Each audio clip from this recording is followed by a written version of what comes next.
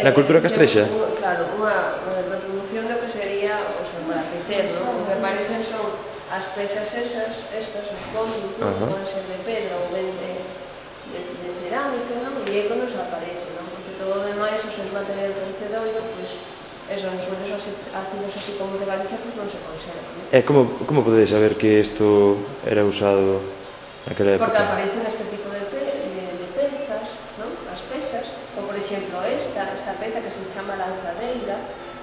Lanzadeira.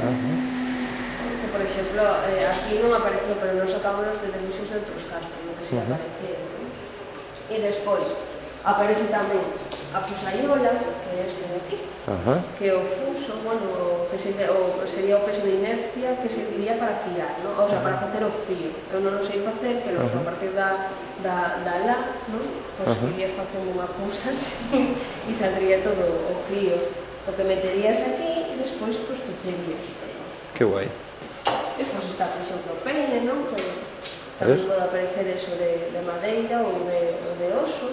E isto serviría para ir apretando o que serían os puntos. E isto é o punto máis básico que hai. A partir de aquí, supónse que evolucionan todos os telares, máis ou menos. Pero vamos a ver, a persona supone que chegou a esta conclusión, que tú ves 4 paus aí montado, isto realmente chega a facer un tecido, non chega a... E entón, bueno, non creo que tuveran estes paus, probablemente estuvieron apoyados nas paredes das casas, non? Nunha actividade feita para as mulleres, igual que, por exemplo,